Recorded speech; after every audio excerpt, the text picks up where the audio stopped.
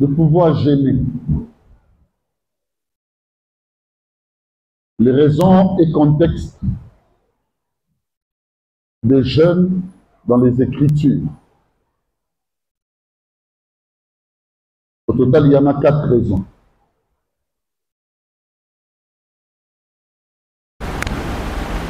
Le grand point 3, aussi il s'agit d'eux avec les figures bibliques et leurs jeûnes.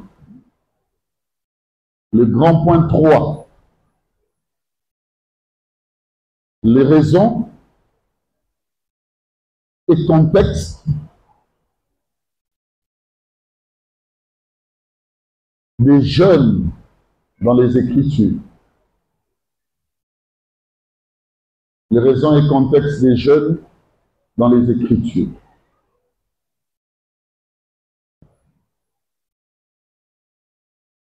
Première raison,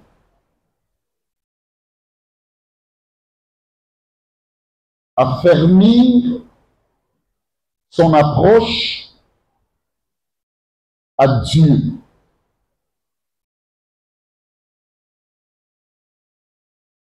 Entre parenthèses, augmenter la concentration dans la prière. Première raison, affermir son approche à Dieu. Entre parenthèses, augmenter la concentration dans la prière. Pour ça, la présence à dans la prière. Au général, et ça pourra affermir cette approche-là. Regarde bien, même lorsque tu pries, tu es là dans ta dévotion, dans le moment où tu as prière. Ce jeûner, au moment où prière est comme une glace. C'est-à-dire, le jeûne affermit notre approche à Dieu. Ça veut dire, il y a augmentation de la concentration dans la prière. Est-ce que vous comprenez? Alors, vu le sujet, non gêné. Non gêné pourquoi? Approche dans les panzambes comme un kilo. Dieu, lui, ne change pas, il est Dieu. Il ne devient pas si fort ou puissant parce que toi tu as gêné. Non. Dieu est le même. Hier, aujourd'hui, il en sera pour l'éternité. Mais toi, tu gênes parce que tu es limité dans le temps, tu es limité dans l'espace. Et ta manière de t'abstenir, bien-aimé, de la nourriture ou de nourriture alimentaire, tout comme événementielle, bien-aimé, c'est comme pour dire, il y a un moment de babou. Non, qui peut être. Non, qui dit, non, qui peut être dans ma bonne de lui. Bien-aimé, notre jeûne, notre privation événementielle et alimentaire, bien-aimé, ramène un certain affermissement lorsque tu pousses dans la présence. Il y a Zambé. Ça veut dire qu'il y a augmentation et la concentration. Moto il a gêné, de le temps oiseau Sambela, moto il a se privé que ce soit d'aliments ou que les événements, bien aimés, les réalités de la vie, sont oiseau Sambela comme en la concentration, monsieur. Est-ce que vous m'avez compris?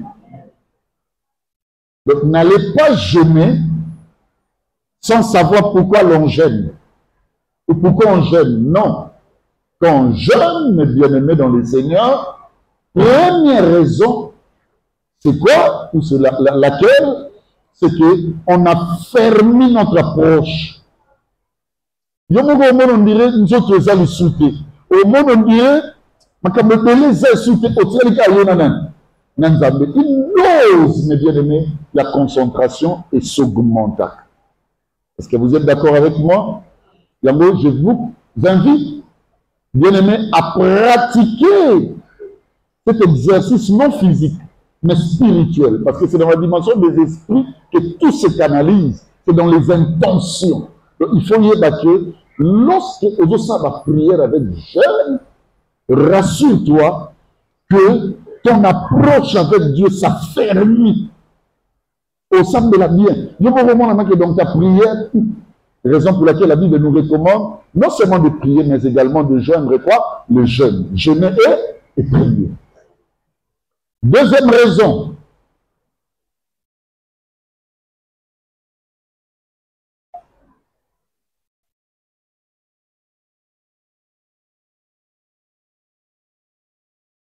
C'est pour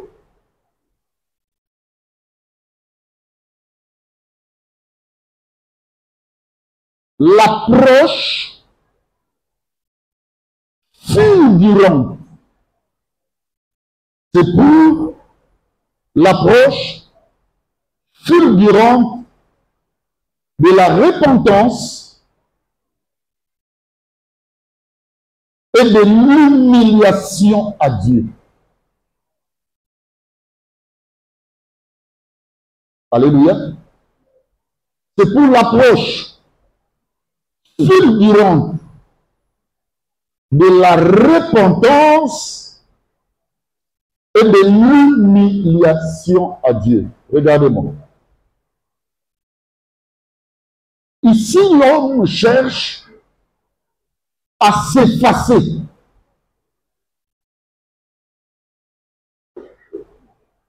Alléluia. Et ne laisser que l'existence de la divinité véritable en soi. Quand jeune, bien aimé dans cette dimension, dans cette raison, dans ce contexte, l'homme vient, il s'efface, il cherche. Je veux m'effacer, je ne veux plus vivre. Mais je veux que seule ta divinité véritable est à la katina, dans les soutes. Pourquoi tu as gêné pour la matambo? Oh, la Bible, tu as gêné pour la matambo. Ozo senga na nzambe biloko ebeleza na bomoi na nga nazokoka kotika yango ngai moko te yango naye kogene to na gene na kati ya mabondeli na nga dans l'objectif yawe na bomoi na nga yo ndo régner. Alléluia. Est-ce que vous y êtes avec moi? Soyez là avec moi. Yo ndo o régner. Et makambo ebele oyo eza bomotokati na nga et c'est facile. Donc que celui, mon frère, ma soeur, qui sent qu'il y a encore le contrôle de la chair, il y a encore une certaine masse, tu peux procéder par la méthodologie des jeûnes et prières pour demander à Dieu c'est-à-dire sa totale existence, sa totale vie en toi. Vous me comprenez? On peut aller en jeûne. C'est-à-dire qu'on compte à l'urésie. Mais le but bien, quand on est alimenté, la privation des événements, les ébélés. Tu vois qu'on met ma bateau, nous autres, on a naïno. Makasi. Même yo moko zali awa. Ce qu'on même cause la privation d'ordre alimentaire que autres privations événementielles. Au gros, on appelle le même qu'on est dans bande d'oblimité. Les libéraux me disent non, qui est moussalate. Il y a un peu de gens qui ont reproché na eleko obi. Na na eko sam de la scripture. Bien aimé. Ce qu'on tient ici aux jeunes, au monde que cette prière sera efficace. Nzambe akobikisa yo makambo ebele. Jeune eza mingi bien aimé cette approche fulgurante de la repentance. On doit aller dans la présence de Dieu, mais bien aimé avec des privations. C'est pour que nous nous repentions devant lui. C'est pour des raisons de repentance et d'humiliation. C'est humilie-moi. Tel ou tel caractère ne peut pas contribuer au meilleur de ma vie. Seigneur, humilie-moi. Je conseille à l'église amiale, je conseille aux bien-aimés frères et sœurs qui nous suivent dans le corps de Christ, au travers des médias et autres services sociaux, bien-aimés dans le Seigneur, nous, quand nous procédons à des privations, c'est uniquement pour obtenir des choses périssables. C'est pour des buts lucratifs, mais apparemment grégaires. Nenatuno, est-ce que tu as déjà pris le temps de te priver, que ce soit d'aliments, que ce soit d'autres réalités ou événements, pourvu seulement que notre bonavi nanga est l'homme. On ne peut plus parler d'un péché chéri. Parce que Dieu nous a laissé des instruments. Quand nous devons mettre un mot en pratique, bien aimé, les choses se passent. Je vais vous dire la vérité, on a eu un homme de Dieu. Et cet homme de Dieu, un jour, il a suivi ma prédication à partir de l'Angola. De comment va venir l'Angola, l'Obi Solanda, pasteur Béli, et dans sa prédication, c'était une prédication d'un dimanche, excusez-moi, d'un dimanche, et de quoi on a la même matière. On attend la dire, moi, pasteur. Pasteur, à son église, Vanda Makabomas. Mais il avait un problème. Son problème, c'était lequel? C'était deux choses. Et bien, il y a les bossons, c'était la masturbation. Il est marié, père de 4 enfants. Mais il s'est masturbé. Ça veut dire qu'il suffit que sa femme, il avait beaucoup de problèmes avec sa femme à la maison, parce qu'à un moment donné, la femme voulait de son mari, bien aimé, n'a bossé ici, que bossangani. Mon père n'a pas qu'au servir moi, homme de Dieu, bah raison un peu ça, le temps, l'œuvre de Dieu, tout ça, alors que l'œuvre de Dieu ne peut pas être là, pour nous empêchons de vivre socialement et bonnement dans nos relations. Et il y a nos amis, ma raison, œuvre de Dieu. À combien on a vu, il y a ouvert longuement et longtemps l'église. À cause qu'une église a sali une semaine. À cause que l'église a sali 2 semaines. Oh, on a un service, on a une prière. C'était comme ça que les choses s'est passées. Alors qu'il cachait quelque chose qui lui dominait. Écoutez-moi, ce qui te domine ne le cache pas Dieu. Il y a des choses qui te domineront. Tu es enfant de Dieu, mais tu constates, comme avait dit Paul, Paul a dit, qui peut me délivrer? Alléluia. Et bien aimé dans le Seigneur, à part la masturbation, comment ça s'est passé? Ce mois-ci à Bini, ce mois-ci à Kewapi, lui, il en profitait, puisque dans la chambre, il y avait tous les services des toilettes hygiéniques et tout. Bien aimé à en profiter, à se masturber. Et c'est comme ça qu'il obtenait ses plaisirs, disais-je, de tous les jours. Bien aimé, avant de dans le banda bala.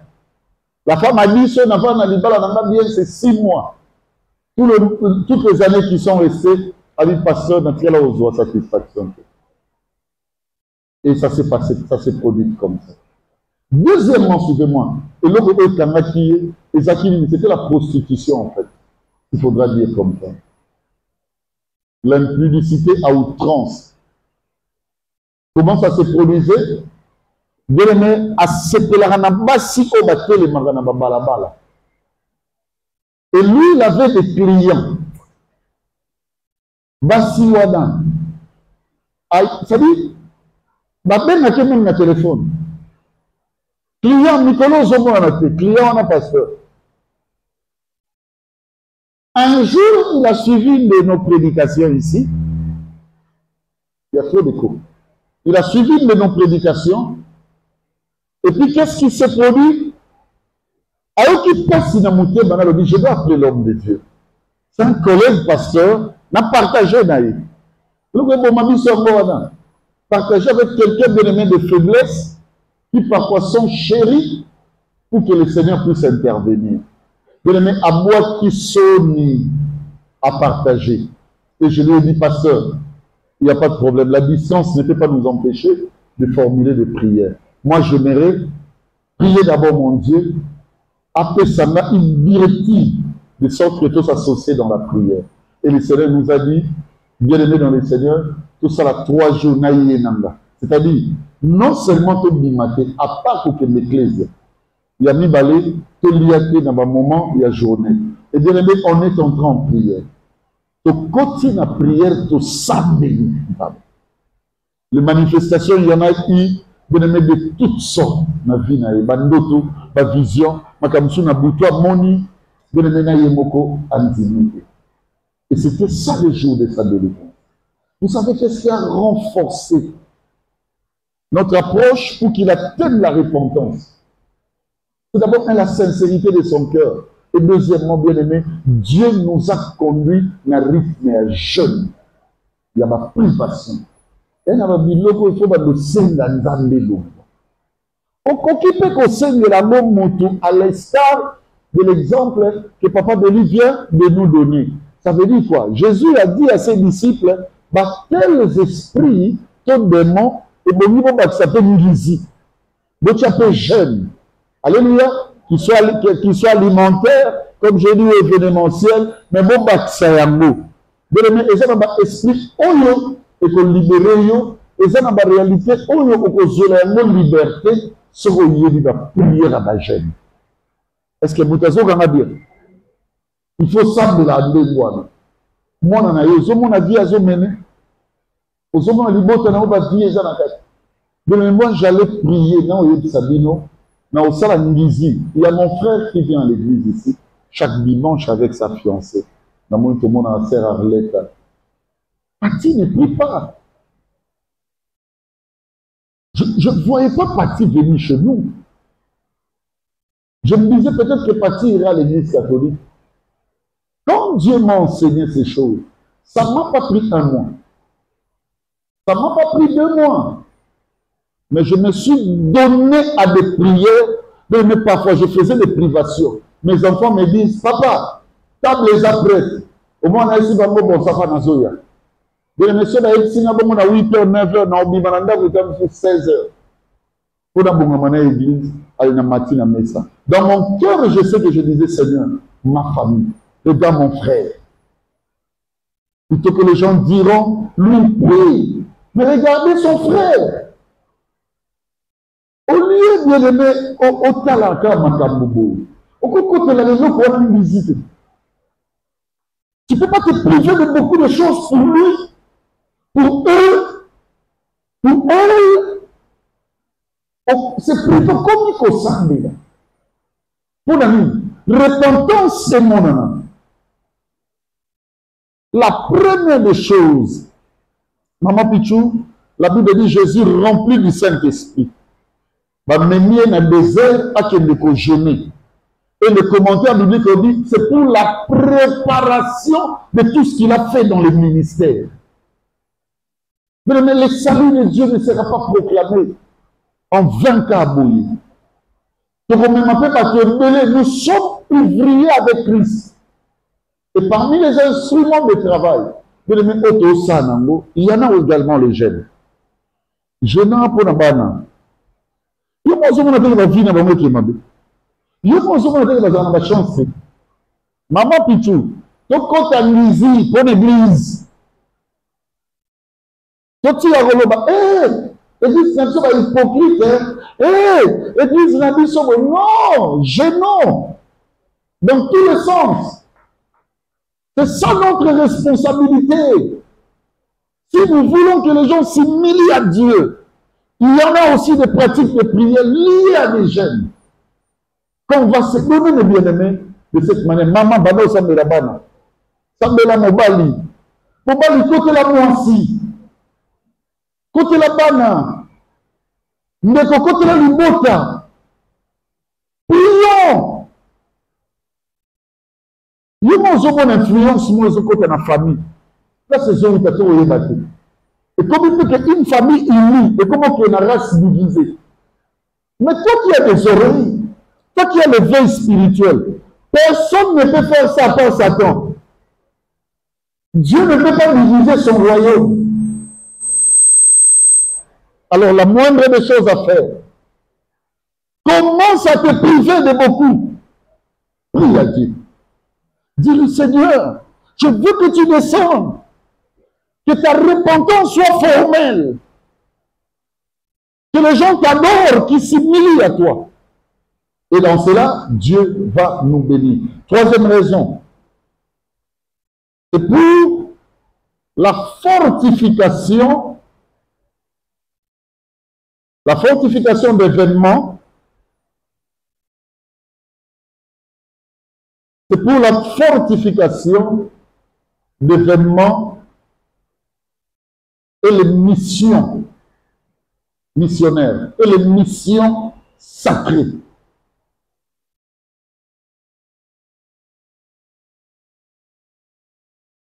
C'est pour la fortification d'événements et de missions sacrées. Alléluia.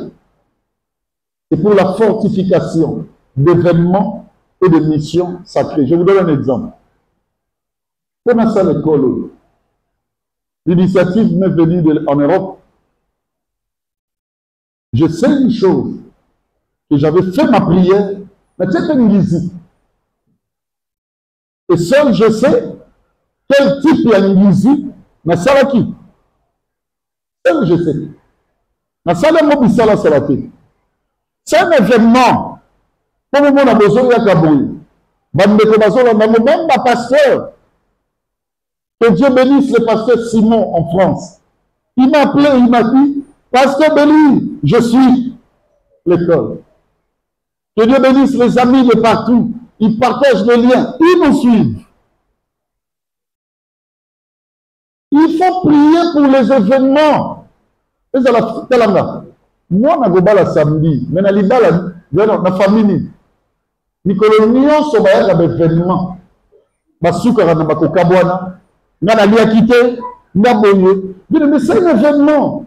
Je peux fortifier, faire réussir cet événement à travers les jeunes. Ça vous me comprenez? Il faut fortifier les événements. Que Dieu bénisse la très bienheureuse Bébéta. Lundi moko, à Koleksayango, Ayemba Moro Akambi na Poko. Alors, je me rappelle à mon tuteur, pas pasteur.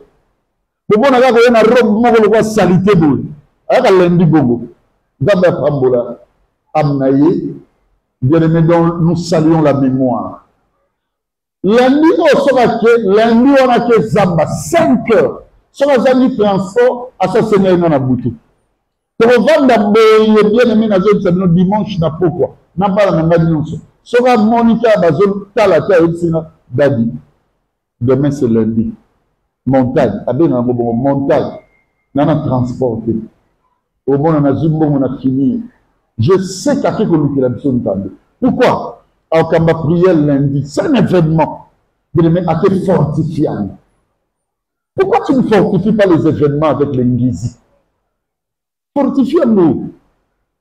Il y a une mission sacrée. Je prends un exemple. Donc, PC. PC, vous avez 200. On appelle ça 3 personnes. Alléluia. C'est une mission sacrée. Quand on a mobilisé,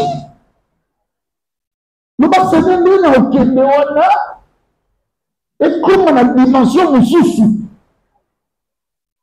Et sans faire de bruit. Est-ce que l'Église me comprend? Et dans la mission sacrée. Dans un voyage, celui qui n'a préparé mon visite. Donc, bien préparé.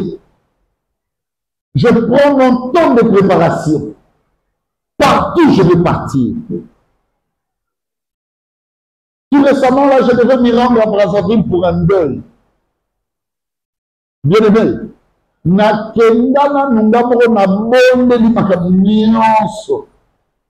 je même laissé place na Okoma. Bien aimé, tout était bien organisé. Chef Nabiso a béni Lobby. Il est au bout de Mais il dit tout ma coloté. Il dit mettre sur l'amour devant chef. Mais maintenant, quand on va ça là, parce qu'en vêtement, on va saluer, et ceux qui vont être ils s'habituent à bateau, juste. On va y aller de côté. C'est une mission sacrée que je vais demain accomplir. Mais combien il y a ma bonne de lui en désir? Est-ce que vous avez comme ça? Alléluia. Nazo qui nazo le pas na mission, nazo comme moi c'est du bala. Nazo le pas nazo ya moi si par exemple na katanda. Tozo bala. Bien aimé dans le Seigneur, comme une femme, n'a tenu une question. Si on se crée dans un endroit où on a eu un essentiel pour nous, il y a un robe à prendre, essentiel pour nous, il y a un le signe, il y a un de noces. Il y a un toi, tu n'as pas préparé cette mission-là conjugale. C'est sacré, non? Il faut associer à nous dans la musique. Est-ce que vous avez comme ça? Projet comme un cassi. Kosuka teka na projet toi nango. Sur les 6 000. Nous sommes dans ce procédé là. Quand la momakambo. Quand la momozindo. Au quotidien jeune. Ils sont alimentaires. Ils sont les vêtements. N'a pas l'air d'un petit peu pendant na kosala ko ezoboti na konuka kuku tena za na contact ya motu na mbeka tali baku na komi bomba na omona moïse parce que je suis en train de préparer de grandes choses. Papa Beli va voyager le 10 na une maman pichoum dans l'église.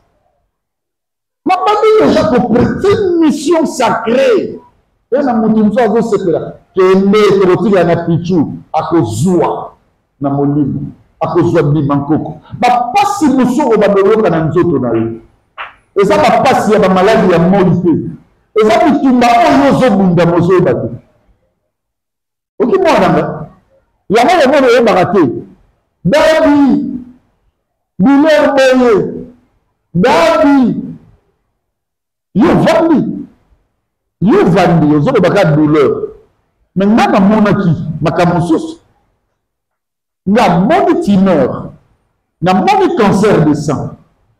Je te laisse, je prie pas pour toi, pourquoi? Pendant qui papa te prier, même ça va dans ça de lobby.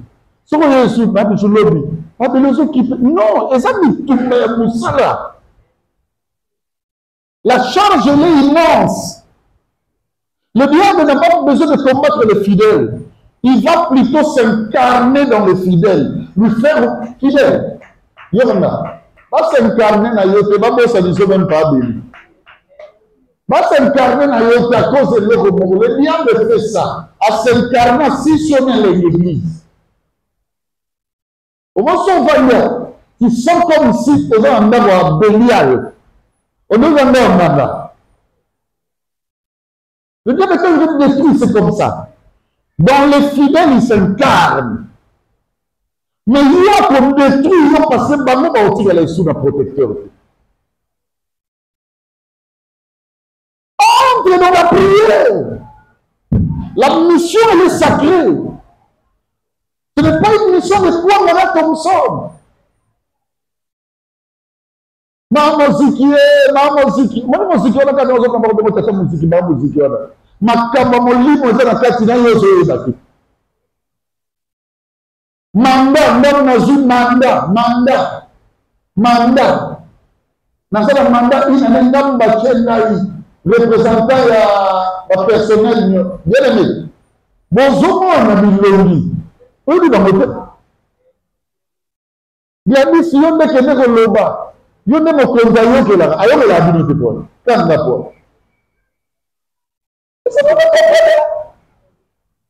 quand tu as une visite pour une mission, nous sommes là, nous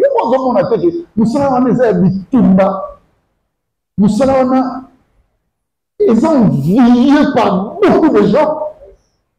Et puis, au moment où on va se promettre, il y a le bien élevé. Mission les a sacrés. Quand tu l'as même en visite, on se trouve à tout le monde à Mathieu, il va le mourir. Au matin, il y a un commis à l'administration. Et lui, pourquoi? J'ai une de nos sœurs, suivez-moi très bien, en respect, il y a ma caméra, le bababo au Canada. Elle sentait des trucs dans ses pieds, dans le moment où ils ont mis dans la cuisse. Si à commis au bout, elle était obligée de regarder la photo. Elle ne peut pas donner l'hymne de pas dans un mauvais sens, mais il faut dans l'accent. Mais le mettant à l'accent, moi j'ai vu que Zaki me passait. C'était un sort négatif. Je n'ai pas de célibat qui est là la tête. Mais elle dit que notre service à 7 jours. Le Seigneur me convainc qu'on doit le faire en maille. Mais il y en a fait sur la privation. Privation, on a la sorte que Moussala on t'a donné un instrument, musique. Ça veut dire que la ligne dans le sous. Pas la vie on va dire que développement moral. On a commencé à mettre ça mal il va coûter. Et pour mettre ça mal il va coûter. Ça veut dire que je zoome encore, je le presse durement. Je veux gêner d'abord le tableau. Je veux gêner dans la moralité pour atteindre les dimensions. Ah, Dadi, Damazosa, la papa, bien aimé, il y a beaucoup de secrets. Et ces secrets, nous devons vous communiquer. Pour qu'à votre tour, prépare beaucoup de choses. C'est mon taillot qui l'a.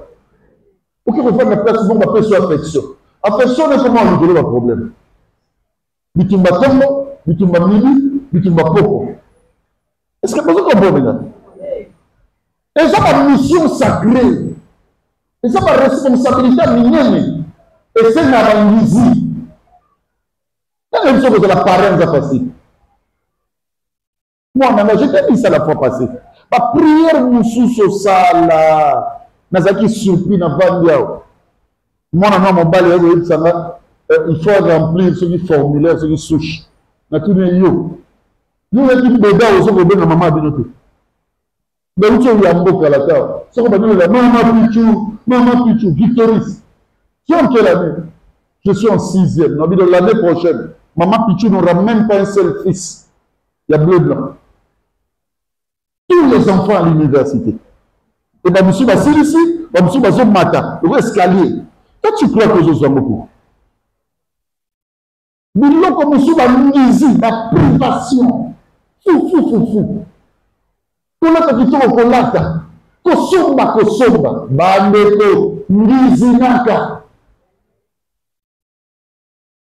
Nizinaka cause la parole en facilité.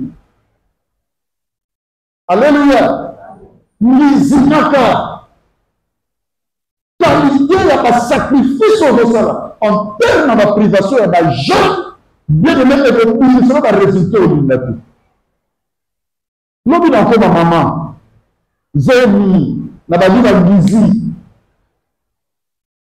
Tamsuru, na ebi, na bota. To ya na bota, na to sele misala. Souri. Pour nous, ça donne les instruments.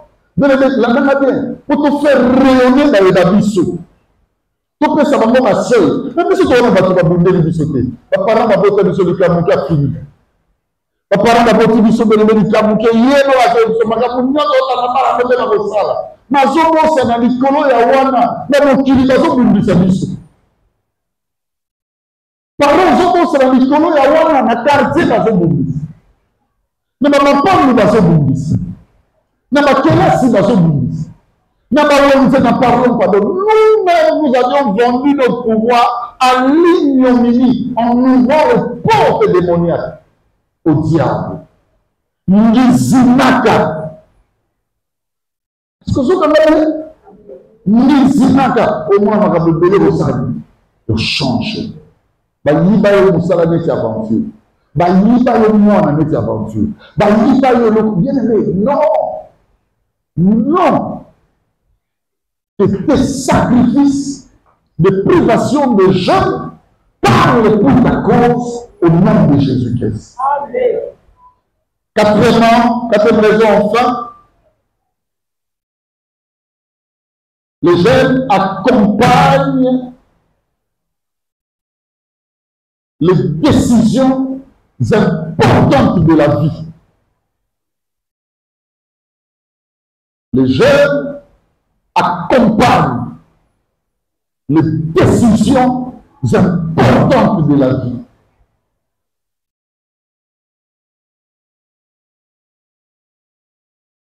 C'est l'occasion. Les jeunes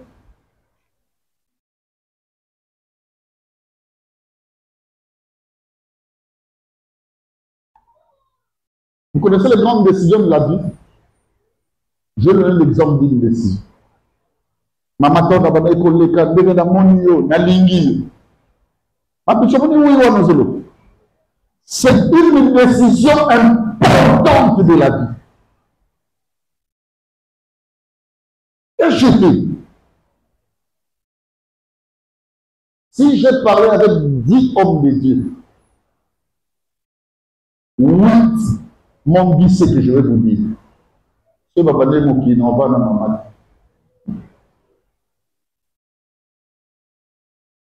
Kalama. Ma décision importante qui a vie sur le besoin. Papa Teyolele. Kotan Gizi. Laisse-moi le temps de raisonner. Moi, raisonnement, il y a prière avec Dieu. Nana Yoki. Et tant que tu n'en as pas encore reçu la résolution, c'est-à-dire la réponse, ne bouge pas. Parce que le silence de Dieu, c'est aussi un langage. Oui. Les grandes décisions de la vie, soit bon ici. Est-ce que vous avez vu ça?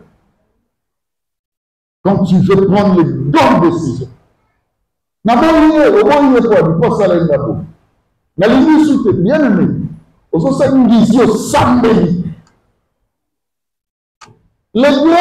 décisions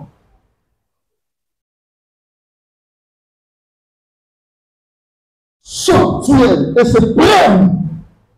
Bien aimé, il faut joindre la spiritualité. Parce que la spiritualité défendra toute la cause dessus. Ou par la suite. Donc c'est très important quand on veut prendre les grandes décisions de la vie. Oui. Mbongo nyonso nanango décision nazwi na ntinda bana na poto. Lupango moko to nango na vanisi madame, na vanisi papa, tote kango, mbongo nyonso, totinda bana, va voyager. Ça, c'est une grande décision. Après ça, beaucoup comme un locataire. Ma vie est complète. Moi, je me prier. C'est très dangereux pour un enfant de Dieu. Au côté de ma grande décision de la vie, Mozoé battait dans tout ça, qu'est-ce que Dieu t'a dit? Qu'est-ce qu'il a avec toi? Mais il dit, bah, tu me saoules, l'élo, non, ça dit non. Bah, au foot, la mélodie va venir dans la humaine. Les grandes décisions de la vie est joie sans prière. C'est le diable qui a prière. C'est le diable qui a travaillé avec nous. Pour vous rendre inerte. Le nom du tournage, là, ma banjo, et autres télémana. Le nom du tournage, là, la zone moi, sur le maman, la zone, la libandati, bien aimé dans les Seigneurs. Au monde que lorsque une grande décision de la vie aux yeux sans, je dis bien, l'infiltration de la spiritualité, sans les normes, le respect des normes spirituelles, et qu'on considère on a comprendre que même les gens comme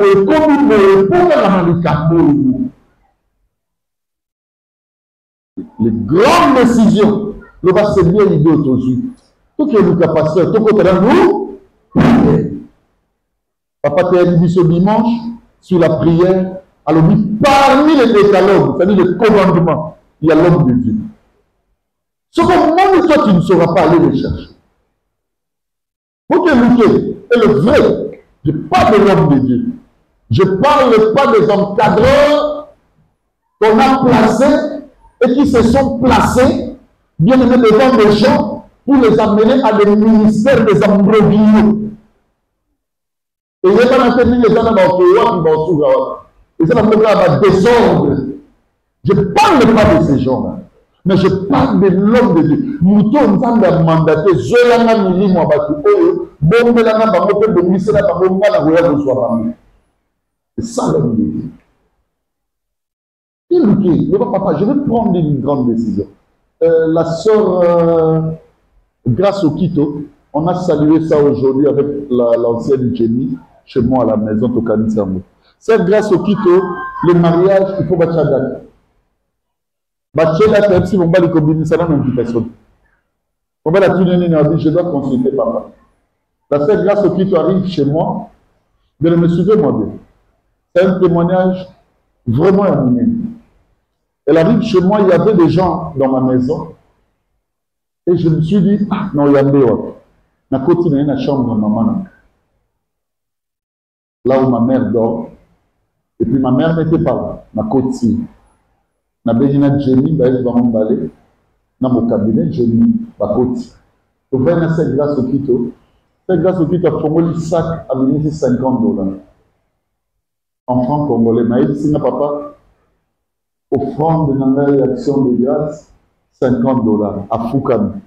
Il fallait que les lots d'invitation. Maintenant, si Patrick a ça la main, j'ai besoin d'un mot de mon pasteur. Et la première, oui. Grâce à Bagnolela. Écoutez, c'est grâce immédiate. David, aux papa.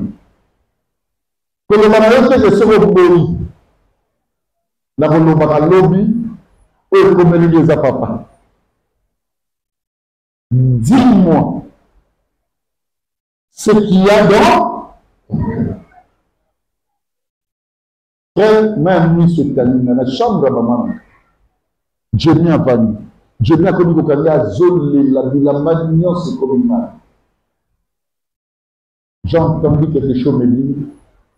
Et ça a été bénéfice. Mais c'est grâce n'a pas bougé. Les signes initiaux n'ont fait ça. Elle me suit.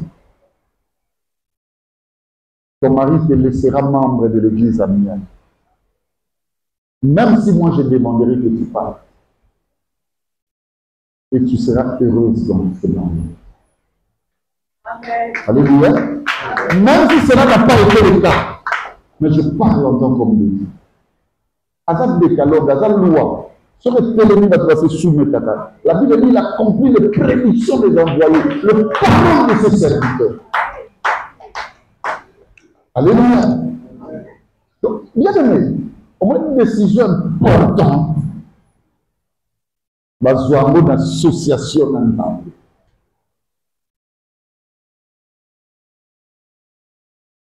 C'est un mot qui banne. Tout un mot qui banne. N'a pas de décision importante pour le quoi que bota. Parce que dans le cas où le bota est la faveur. N'a pas mboka monsieur c'est une décision. Et vouloir. Ce qui est aussi ça va makambona nyonso baninga binanga. Et que Dieu est dedans. To ba le bota bato oyo ba kozala ba kaké na mukide. Na semble le milieu. Peut-être que pour nous, cette chance est partie. Ça reviendra peut-être le jour J où nous serons en phase de prendre encore des décisions. Mais tu es la jeune, tu es la frère, tu es la sœur. Mais les décisions importantes de la vie, ce ne sont pas des sentiments. C'est comme la baisse qui s'est passée autrefois.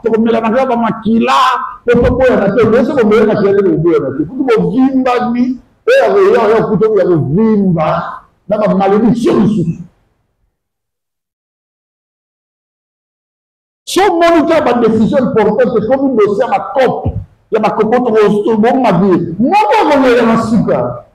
Pourquoi on va aller là? Moi, je vais aller là. Beaucoup de science dans ma l'été, beaucoup de pérennisation dans ma l'été. C'est pour ça que parce que le fondement n'est jamais détruit. Vous n'allez pas inventer les roues. Les grandes décisions. Que Dieu bénisse les différents mariages qu'on a eu ici. Je vous prends dans deux. Je prends mon ami Rigo, notre directeur de l'école. Avant même de dire je t'aime, parce que cette fille est là. L'ancienne bébé a été au courant avant même que la fille. Je prends l'exemple de mon ami Sarah et Yannick Ndabou. Après tout ce qu'il y a eu, Yannick revenait, il me dit, Dabi, je dois faire ce que tu as dit. C'est vrai, la famille est menée dans le vélo. N'a que peu déjà. Mais n'a pas dit que n'a pas mis de l'alliance. Il faut ça la haute pasteur. Elle dit, c'est mon ami. Tu veux être heureux dans la vie. Car-moi si. Les grandes décisions, beaucoup de spiritualité. Lisez. Donc, garçon, on va les mettre. Sur la télé, banda yaki. Alors, tu as nial. Et garçon, yo, vela. Bakobelo mambonia. Nous avons dit à l'école, pour maîtriser les grandes décisions. Nous sommes capables. Aussi, nous avons dit au Tikani. Nous sommes capables de l'occasion, c'est fait dans votre tête. On l'écoute. Azana bako, makamba prière, makasi fait. Mazeli moi si plus d'années. Oh yayi. Azwa mitalo inane. Mukomsa sombi ba balibanga safi na musala. Ayina ba joking. Bébé il faut ça le rappeler ba cadeau. Pour moi si lemba. Après ça ba joking maman salaire n'y se trouve. Wana zala ndako salaire remouné na tata un franc. Après vous venez ba joking. Aya après moi si ayina poko mbote na be au Saint Joseph to kutana c'est non ben non ma jeni non na boke ka bote. Ordre c'est là. So na yeba na tata joking moko. Na toi. Alléluia. C'est ça le bonheur. Dans les grandes décisions. À un moment donné, ma fille Joss, elle dit, maman, je vais arrêter. Mais c'est Jocelyne, vous avez un bon mariage. Ce n'est pas parce que c'est mon fils. Et puis tu as un bon kilo.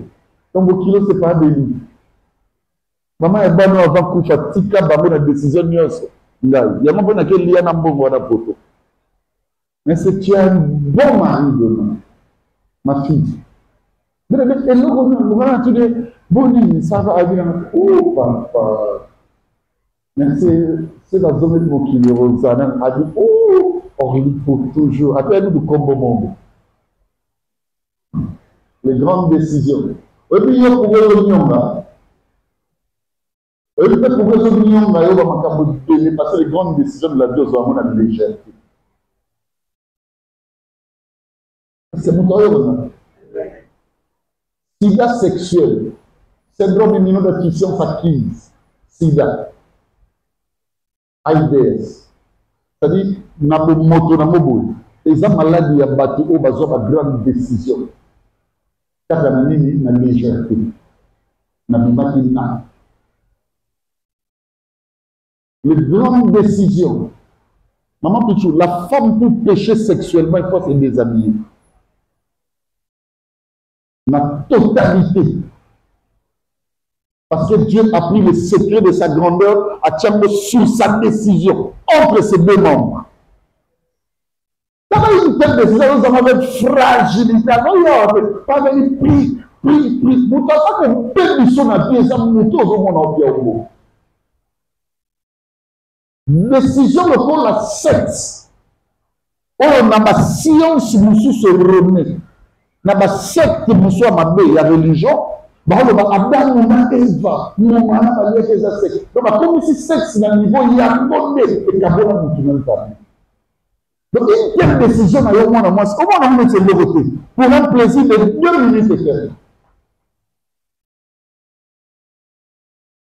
a plein d'amour spirituel, il faut qu'il y ait une biologie. Dans la Bible. Quand ça est un mot dans le souka, et ça, quand on a dit que le roi est report Makoul, pas pour. Qu'il te ouvre les cas, comme il a un on le met dans l'ennemi. Donc il y a un point spirituel qui incarne la chose. Le danger maintenant, tu le fais avec qui? Les grandes décisions. Il y a trois oui qui représentent le oui majeur dans la vie d'une femme. Excusez que je vous dis ça. Le premier oui, c'est le oui d'entrée en relation. La ligne R. Et ça, il y a une question. Le deuxième oui, c'est le oui du mariage. Je veux t'épouser. Donc, on dit, mais comment on ne peut pas la mort? Parce qu'il y a une clarté.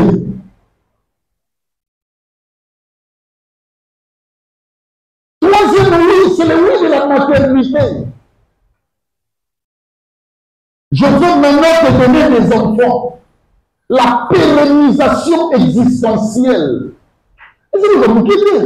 Mais quand vous avez cause des sentiments, on va plus tout. Va sauter des temps pour nous, on va plus.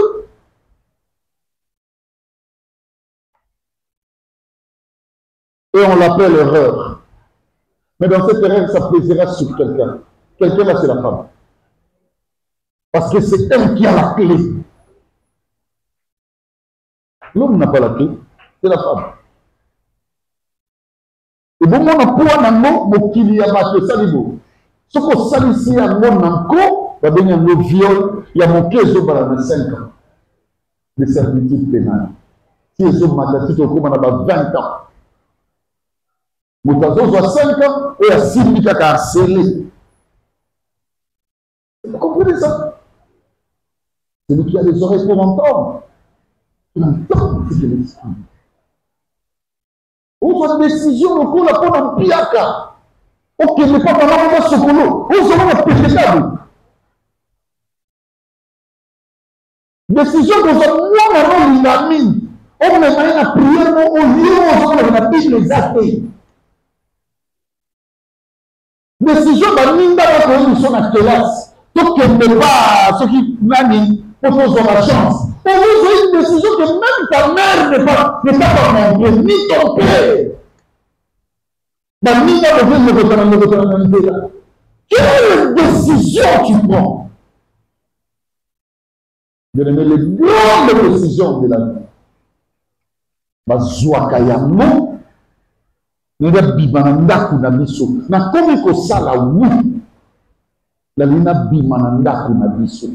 Na kemi ko ndaku na nga. Il me oh frère, na komi ko sala wu. Na biso na mbala mwasi. Ne komi na nzambe. Une décision importante. Comptabilise. Cherche Dieu. Prie Dieu. Avec passion, avec mots. Tu verras ce que Dieu va faire. Et ma mère Valérie vous dise, à une période, comment on a préparé que l'on voit. Je vois pourquoi ces enfants pleuraient la bienheureuse de bêta. Je vois mon ami Tonton Miguel, chaque semaine une fois. Ce Nazar n'a pas kenanga. N'a rien voyager, n'a pas poto, n'a tiki bango, bien aimé bakendaka. Bon, Karadi, que l'on voit ma mère Valérie place à ça, à kenanga ou place à ça l'élo. De même, tout le monde qui n'a le sang, il faut qu'on prépare. Aujourd'hui, on est en rose avec les gens. Le bien-aimé dans le Seigneur, qui a comme on a Makamboya Bomo, Makamboya Miki. Quatrième et dernier point, c'est les jeunes. Le vrai jeune. Le point 4. On a occupé ça, le point 3, les raisons et contextes du jeune. Maintenant, c'est le point 4, le vrai jeune. Ici, j'aurais besoin du lecteur. Ésaïe 58.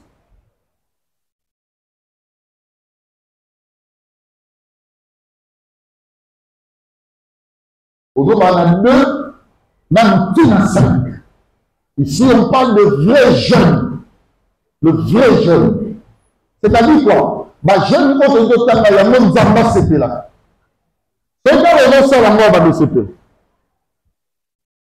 Dieu aime ça. Allez, suivez ça. C'est ici que va se clôturer l'enseignement sur le jeûne. Ou le cours sur le jeûne. Ésaïe 58, papa, tu vas bien lire mon gars.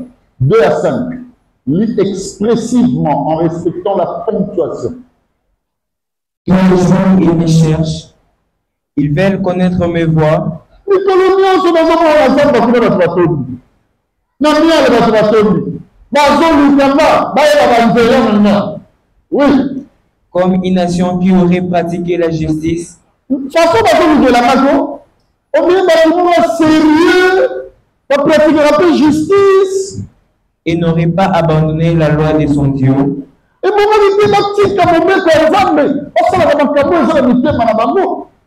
il me demande des arrêts de justice. Mais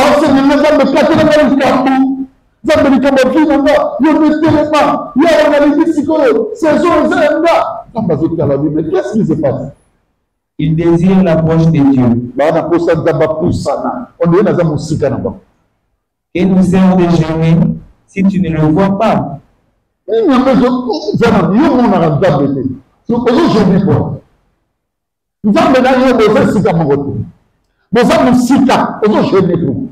n'es pas en harmonie ni en relation avec Dieu. Aux gens la communion à la oui. De mortifier notre âme si tu n'y as point d'égard. Aux gens mortifier âme, au lieu à gâter, au sentiment de son mouraki, au lieu de se soucier de côté. Mais pourquoi tu n'as pas d'égard? Voici, le jour de votre jeûne, vous vous livrez à vos penchants. Nous courageux, mais nous aussi dans ma campagne, et vous traitez durement tous vos mercenaires.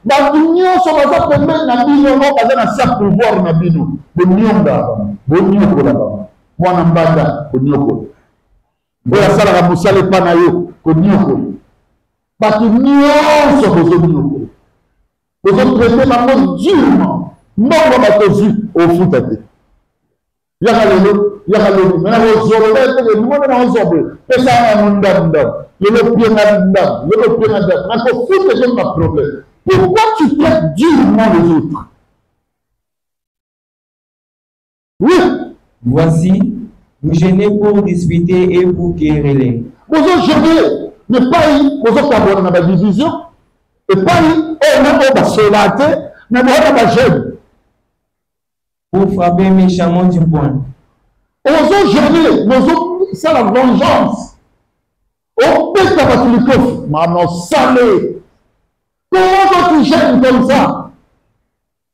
Une personne qui gêne, mais qui frappe du poing, calme et paille, haine et paille, jour et paille, mais dans l'union sont paille. Mais c'est pendant que tu gênes. Dieu, quand il regarde, il dit, comment ça? Mais on peut se soulever. À Saranabou. Yesu na l'officier. Baka msabeni takalanga. Mais l'autre à côté de lui. Autre on a pouvoir na prière. Nana ba prière nangai. Ça c'est une mauvaise prière. Et ça va jamais l'amener. Dieu n'est pas d'accord avec ça. Donc si vous mettez l'église, les gens c'est l'église. C'est dispute, maman, pour tout même pour les choses les plus vaines. Nous sommes en train de faire des choses dans le monde. Donc c'est compliqué. Après, il y a la théorie. Il y a même besoin de manger dans ma famille. Théorie, parce que lui, il a sa vision. Il a comme une voix, même si c'est mauvais, si c'est bon. En cela, tu vas prier quand même. Tu vas gêner. Ma place à prier, les autres tombent. Dieu regarde, il dit, mais attends, à quoi sert le jeûne? Quels sont les faux sacrifices? Vas-y, termine le verset 5. Vous ne jeûnez pas comme le verset jour. Ni nous devons jeûner que nous devons coller les autres seigneurs. Mais nous devons les autres seigneurs. pour que votre voix soit entendue en haut. Moyen voix n'a bien de l'entendre, n'a dit Colo. Exact. Parce que ma jeune, ils ont marqué tout ça dans la main. Est-ce là le jeûne auquel je prends plaisir? Non, mais vous savez, ma jeune, on a un Un jour où l'homme humilie son âme. Alléluia. Amen. Allez, on va parler de deux jeunes tout droit. Verset 6. Voici le jeûne auquel je prends plaisir. Vous avez ce jeune au Gambé à l'île. Détache, Comment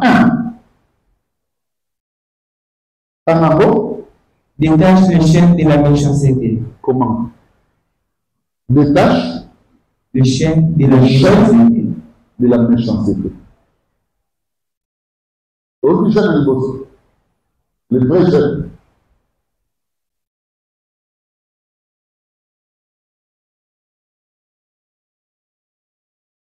Il y avait une fille à Befalé.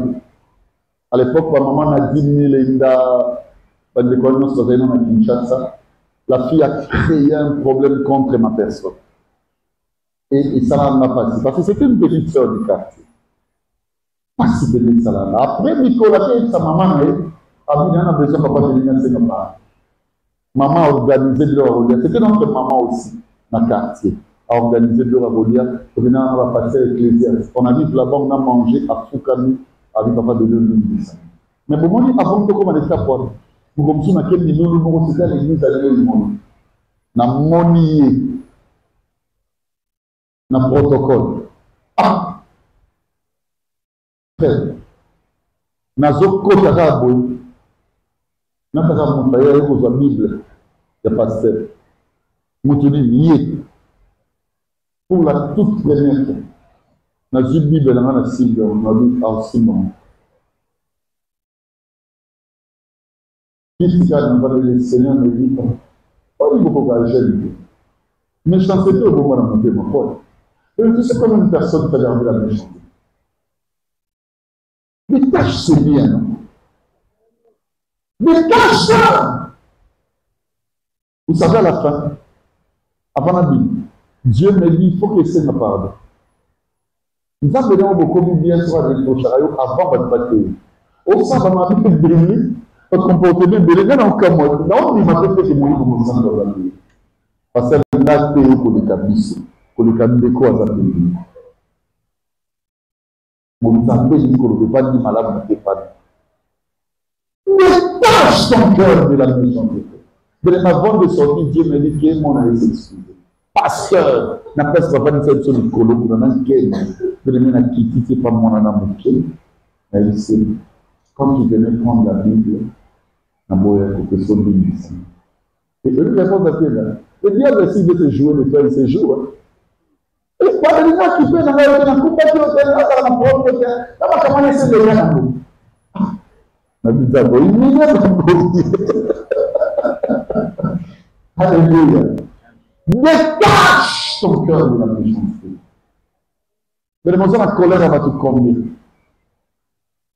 Comment on a dormi la personne doit aller à 10 heures.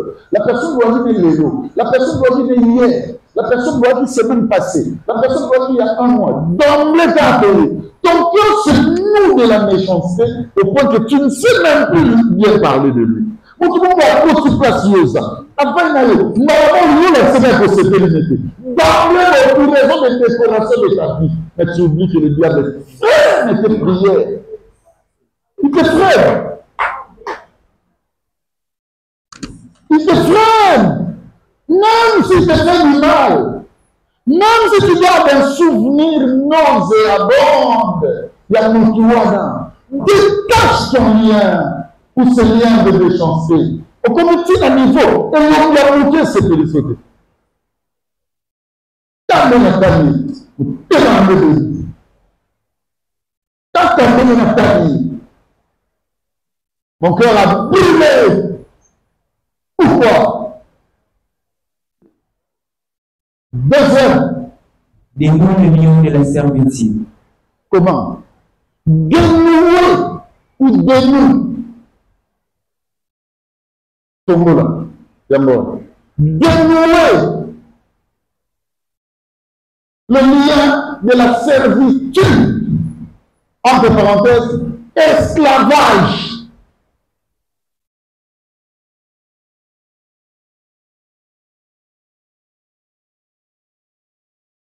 Est-ce que vous comprenez?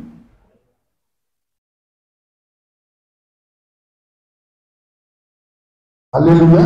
Amen. Alléluia. On comprend la servitude. Mais je vais vous présenter ça d'échelonnement pour vous comprendre servitude. Papa, vous avez la servitude. Vous avez la Mélissa, vous avez la Franklin, vous avez la Elia, vous avez la Charlotte. Vous avez la servitude. Servitude, c'est quoi? Au moment où vous avez un message ici comme Atichou, il y a au comique donc sans faute. Quand on s'allie comme servitude, il y a des amitiés de servitude, de familiarité de servitude. Il y a un comment il y a un toit, il faut l'étissa. Au consomme la maman, il y a eu surtout un sac au 10 francs, au 15, il y a 15. C'est la servitude, comme il y a moins, et comme la servitude. Comme il y a moins, comme la servitude.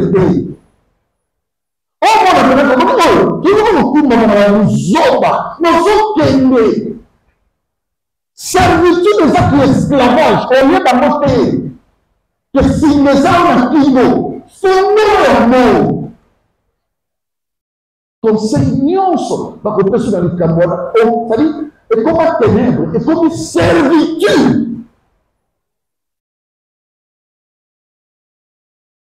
Comment une cigarette, c'est le niveau de servitude? C'est le niveau de la petit. Aux autres, la masturbation, c'est le niveau de coufa. Il faut le moment de pousser. On a mis alcool qui est la servitude. Il y a des liens de servitude.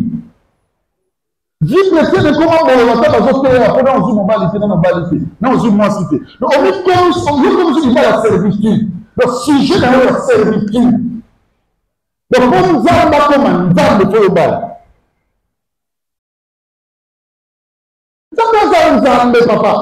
Papa, à personne n'a le monde à faire. À personne n'a le monde à faire. À personne n'a le monde à faire. À personne n'a le monde à faire. Et donc, comme la servitude est comme esclavage, comme esclave. Pourquoi? Je suis en train de dire à mes amis, on pleurait ensemble et on a pleuré longtemps. Mes filles Sibou, on a communié la fois passée ensemble chez elles. Je leur ai dit, Barananga, attends, la bien-aimée de l'État.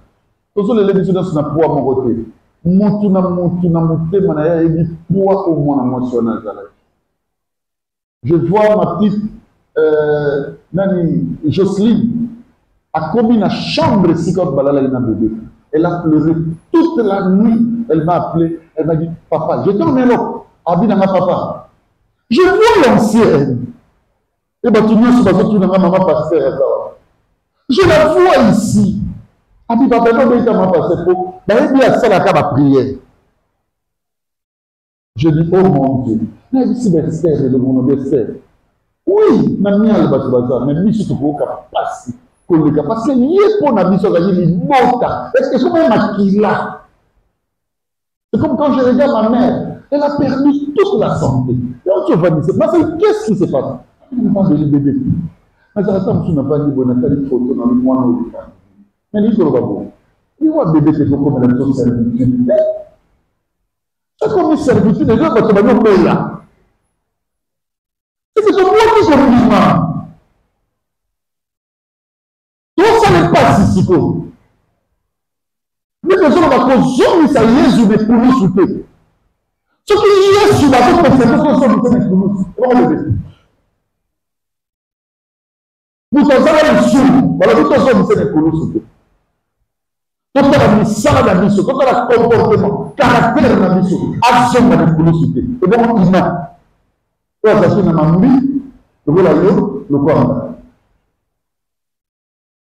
Okomisa liwa ya papa na bino servitude, na mama na bino. Somo ni ça le matin na moto, la musa papa na nga. De lieu t'as commencé au nom, bien-aimé, ma bien-aimée. Sors de la servitude.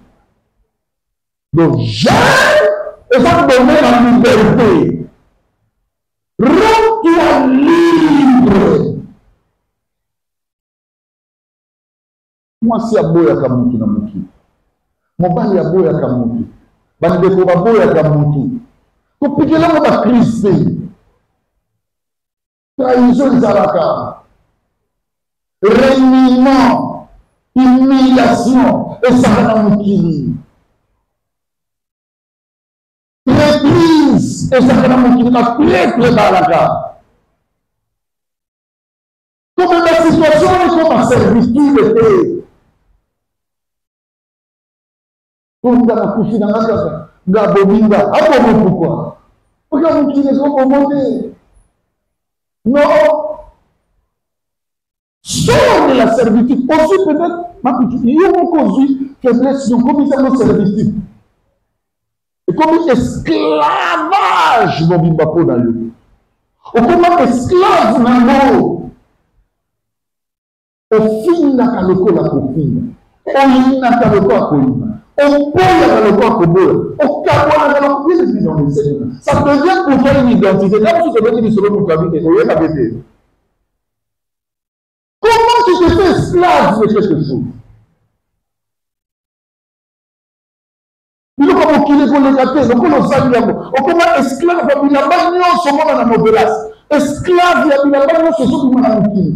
Dieu peut permettre un temps dans notre pays. Si quand un attend, Dieu n'a pas permis. On commence esclave. Il y a mèche, à Capello. Sors de l'esclavage. Mais quand tu te libères de ça, pour Dieu, tu fais le vrai jeûne. Continue.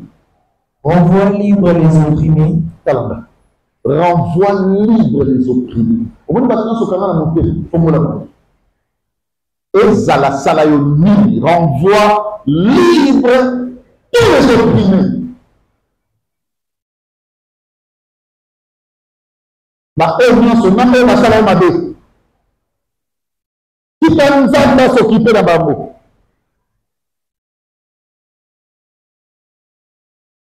Un jour, il y avait un frère qui nous a déçus, ici à l'église. Et il a jugé bon de nous quitter. Et j'étais avec les enfants à la maison qui disaient, pour le moment, pas béni, c'est pas béni. Il y a ça, on va têter. Il y a ça, on a pas pied beau, on dit, il y a ça. Non, le vrai jeune, il faut envoyer les opprimés. Comment la battu ensemble? Appelez ça qui est dans ma campagne. Pour cela, on a dit non, mais les opprimés, libérez ça. Envoyez libre. Renvoyez libre les opprimés. Oui. Et que l'on rende toute espèce de jour. On va dire ma poignée sur toute espèce de jour que tu as dans le cœur. Ma kilo, ma masse. Au nuance, ma poids. Nyonso eza na motema libérama komisa motema no polele. Sois sûr avec ton esprit que tu n'as aucun poids dans ton cœur. Balobaka nini ezokisio oyobaka nini oyezalisa okimia, tu devais renvoyer libre ton cœur. Nous voulons le poids, nous voulons ça, nous voulons la mutuelle, au ça semblant. Nous voulons la race de monde. Mais nous voulons pas se mettre dans le monde. Tant que nous avons les témoins. Comment on appelle la pile ici comme ça? Vous allez dire, ah bien, ah bien. Et nous voulons que ça dans mon thé, mais bon, va se faire. Papa, le mot là va passer, maman. C'est le vrai jeune. Alléluia. Il y a aucune lien. Il va se pénétrer partout. Et ça n'a place pour empêcher les femmes de l'humain. Lisez. Partage ton pain avec celui qui a faim. Et regarde-moi. Partage ton pain avec celui qui a faim. Ceux qui gênent les Arabes, ils vont relire. Quoi, ils vont le demander? Ceux qui gênent les Arabes, ils vont relire caca. Quoi, ils vont le visualiser? Kabola n'a pas été. C'est que ça m'a kabuka ya relire. Alléluia. Comment il va dire que Oyoki, copine la Robert. Partout où on a nécessité, ma plus même parole, soit libre, le pain, partage. Celui qui est dans l'évangélisation, celui qui répand la parole de Dieu aux autres ou à d'autres, à ça la gêne. Il y a malade. Partage le pain. Au monde de toi, maman, tu as un problème de belé le monde en Franklin l'église. Sur la délai on vient, et ça balobaki. Il y a des gens qui ont comme un abandon pour contrôle. Et là, il y a une sœur mogo à Yesu. Il y a une maman qui dit Holandais. Au dit Holandais. Bien aimé, on arrive, la sœur nous dit. Ma caméra, si vous avez une famille dans l'Angaï, si vous avez examiné l'église, frère Moutoua Mema, ma caméra dans la famille. Frère l'église à Zanarabé. A préféré à même ici dans la communauté. Qui va trouver 6 mois en avant de Yesu. Vous comprenez ça, mes amis?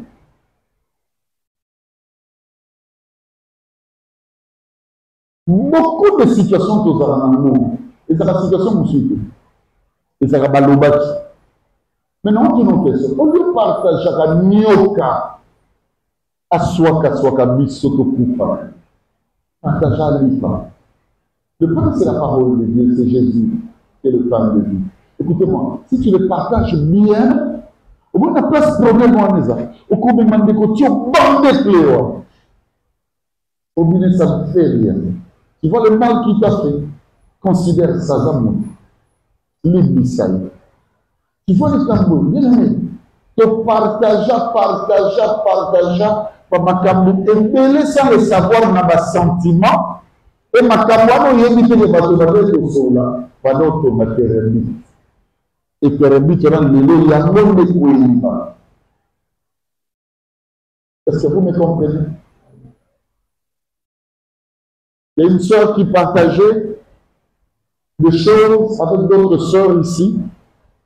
La sœur n'a pas de force de trouver le monde dans bateau de Bobanga. À Congo, il y a une audience. À l'autre, ça va y avoir. Au moins, on va faire ça dans notre ancien couple. Au moins, on va faire ça dans notre couple. Au moins, à la rana d'audience. Bien aimé, tu sais qu'est-ce que Dieu voulait faire là-bas? Il va se retirer le malam na bomona. Donc, quand on a charge de veiller à Oli, nous n'avons pas son de mémoire. Nous avons solo et le gobani. Mais quoi, Zoya, on a posé sa vie à me définir. On a posé sa vie à quelle est la vie de Chantal Yadou. On a posé sa vie à quelle. Il y a le premier exemple de la conduite de l'église, c'est moi-même. Ma frère, nous sommes dans l'église. Na bundi na bango, ti rarité comme vous avez constaté, qu'on a dit qu'il y a aucun âge pour faire la magamanda de la vie. Je n'aime pas ça. À force d'y aller, au bout de ma solo, n'a pas limité.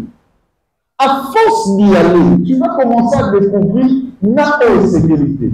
Si vous lisez bien la vie de Jésus, bon, j'ai parmi les ministères rares, vous avez qui est là-dedans. Rare au monde, à qui n'est pas Zachée, à qui n'est pas la belle-mère de Pierre, à qui n'est pas Lazare. C'est pas un homme de maison, mais c'est un homme de partage du pain. Il a donné des solutions à des problèmes de maladie, à des problèmes de tous les types. Bien aimé, ce qui n'a vu au BPC Boussalakoun, il y a qu'on soit à volonté de partager avec plusieurs. Comment ils savent la l'église? M'entourage n'a eu le plus chéri. aux Arana Bambo, mais il dit même que Christ ne peut pas se faire. Frères et sœurs, tu peux poser la question, relation aux Arana. Il y a une relation d'administration. Parce que si Jésus était au centre de tous ces gens-là, alléluia, allez déjà visiter ton église.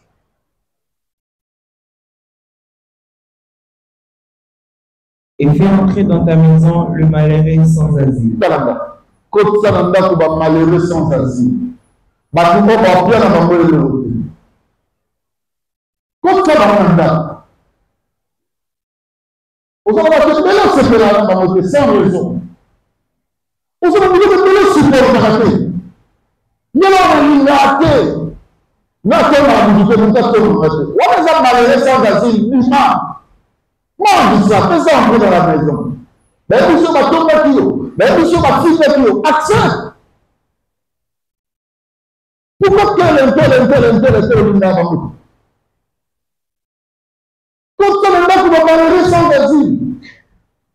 On s'en va lui parler, on va au kilo, on va dans ce plan, on se fait nécessaire. Nous sommes là pour nous séparer.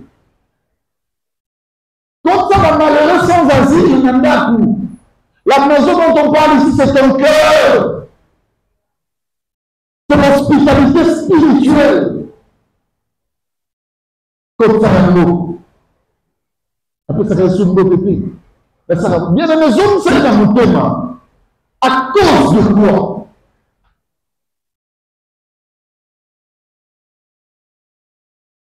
Si tu vois un homme nu, couvre-le.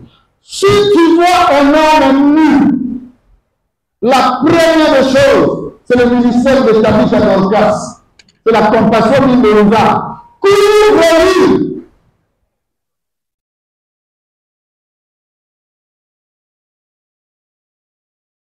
Papa dit, kaka, otobenaka nyei, batogela monda kote bakunda. Bozolamba, na mabe na biso, toza ba mial. Okunda. So moni bolumbu. La tsonga. Quand la tsonga tu te tala kutu yo motala âge. Est-ce que na âge la ko tika no soto. Na âge ko ba beli yo no so comprendre que tala comportement na bambo. Tala yo. Na bisa bana bazaka na ndako na ngabo. Omoni mama na ngana. Na mabene. Na malamu ni. Oya monya ko kokati. Kanga biloko kene. Pour changer l'été.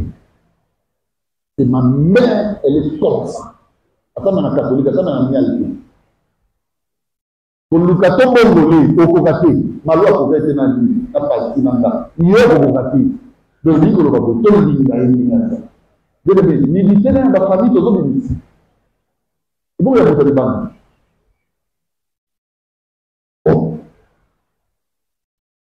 Somme ni milité, la zipika ilamba. Nzamba sekira na makabanda mwasala kena eva. Matongela kama bidana. Mwamba kamilite. Nako liyo kama mapichu. Alo. Oza, yaga ya nasabili. Akombalo kwa kena masala bere. Finalité. Kwa na mwa mwa lumbu. Kama kala parti. Pourquoi l'unité t'excite? Frère, vous voulez pas comme nous, on veut que la Bible monte un message à Salibo. Azal, à une de les amis. Na solane normalement, na sexaké, mais na seule chose que vous avez. Na comme n'hésitez na yon de non parce que bola mon pézali. Na linga kuto liya comme on a peso bénédiction. Au lieu de gagner un jour na édition, vous allez encore changer. Na linga na sala boya na édition de félicité. Na tchao mabuku. Au pangwama et qu'on bloque on a pas mené. Ce qui a bon on vient. Aïe, c'est encore ça. Bon l'inamilité. Il y a même 7 posés. Les 7 fois et puis Makanabi à Tabitha. Pour Azam, nous trouvons la milité. Surtout à Santou. Ma petite milité à Santou. il n'y a rien. Ce que moi, je nu, la tête, il m'a dit, il y a pas ça tout. Au Mboka, Mbélémine, il y a des frontières, nous sommes comme le dit, pasto, na comment tu places, mon retour, on a commis. Ah, on a robot dans le monde. L'État congolais appelle ça ma carte officielle du ministère de la Justice, comme pasteur. L'État congolais. Carte, voilà, les actes biométriques. Donc, na Kenya, na Tchèda, na index, na Tchèda pouce, na Tchèda caminos, bien aimé, na Kaina photo. Carte, on est dimanche. Ba kanginga ina salle de côté, na robot, vous au monde, robot.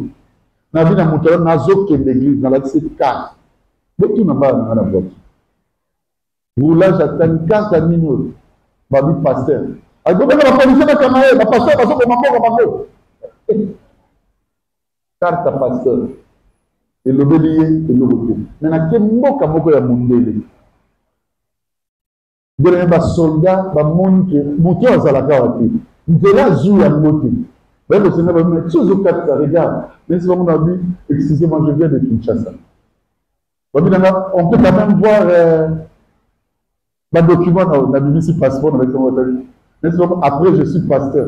Donc on a dit oh pasteur, OK. Voilà. Pasteur. Au Bogandé, on va travailler avec l'église. On va avoir une unité à nos centres, à Bassanti. Et puis, je ne vais pas dire ça sur le dimanche. Comme il dit ça,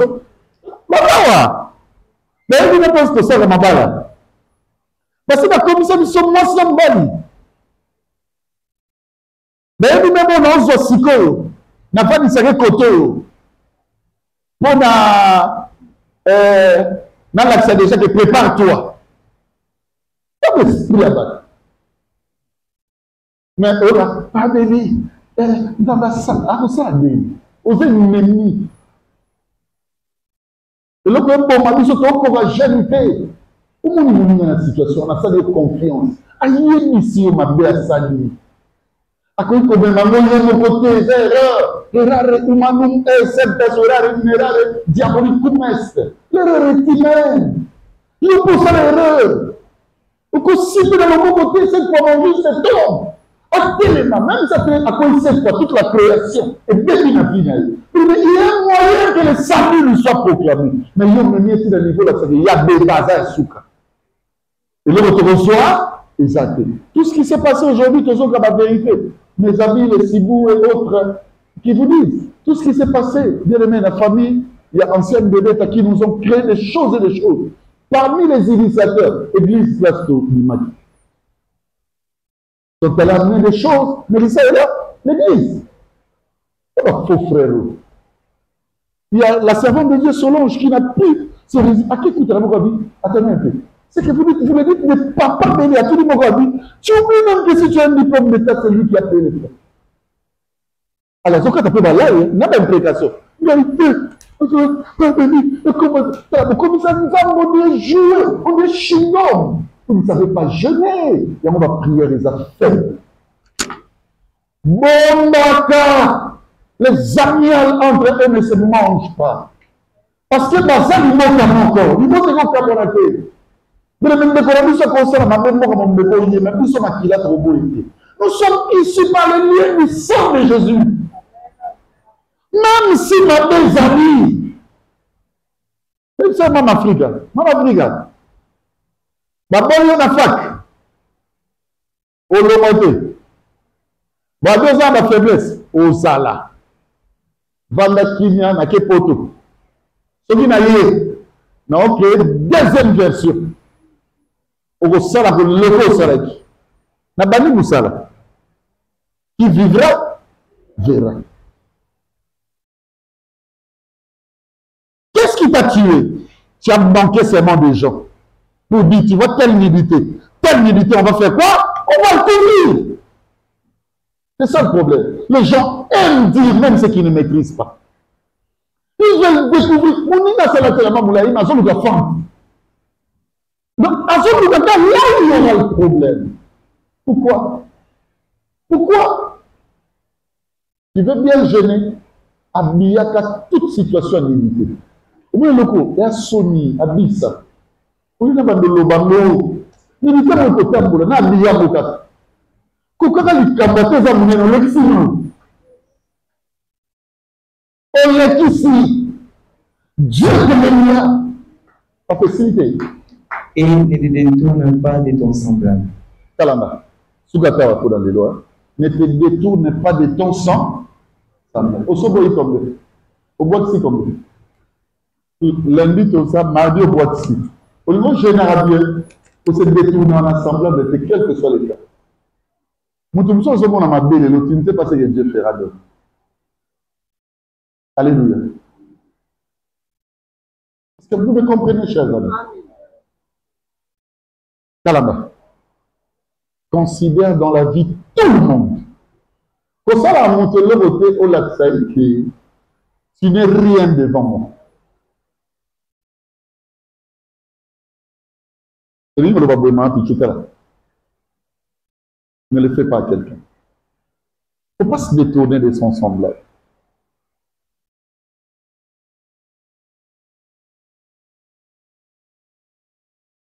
Nous sommes amis de l'Alliance. Quels que soient les contextes, bien-aimés, ou le présage relationnel que nous avons. Sois fier de dire, Mamé Vali, c'est ma soeur. Sois fier de dire, je fais, c'est mon frère. Sois fier de dire, Lacasse, c'est ma soeur. Changra Mavinga, c'est ma soeur.